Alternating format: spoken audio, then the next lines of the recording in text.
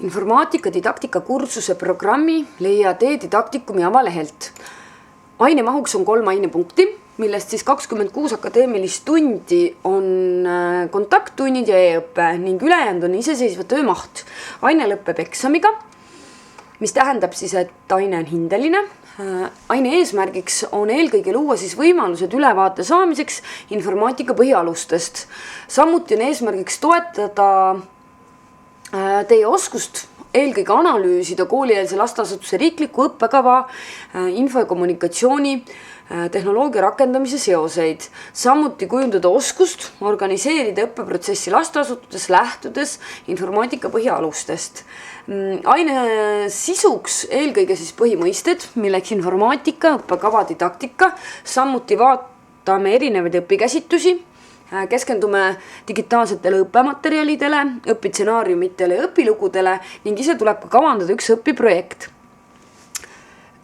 Ja õpiväljunditeks, et kursuse läbides suudad sa siis analüüsida ja hinnata erinevate IKT vahendite sobivust laste õppeprotsessi, samuti analüüsida lähtuvalt siis IKT vahenditest riiklikku õppekava ja suudad ka planeerida ja kavandada laste õppeprotsessi kasutades IKT-d.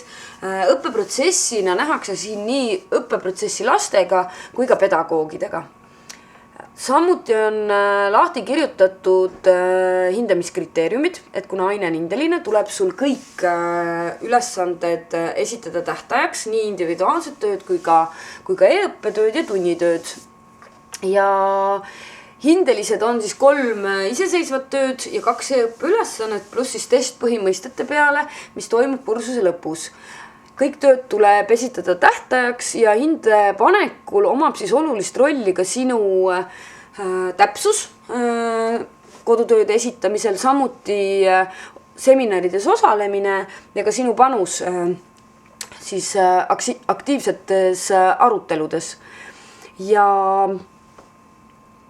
samuti on sulle näha siis ka hinnete täpsed kriteeriumid ning ajakava on samuti lahti kirjutatud, et esimesed 2 kohtumist on e-õpe, kus e-didaktikumis on õppematerjalide all info olemas.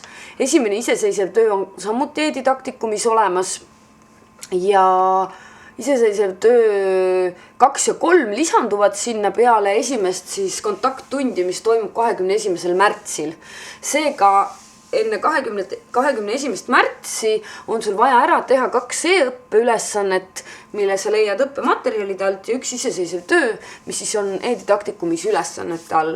Iseseisev töö 2 ja 3, neid ma selgitan peale kontakttundi ning kohtume veel 11. aprillil, 16. mail ja 6. juunil lõpeb siis aine eksamiga, mis sisaldab siis kokkuvõtvat arutelu ja testi põhimõistete peale.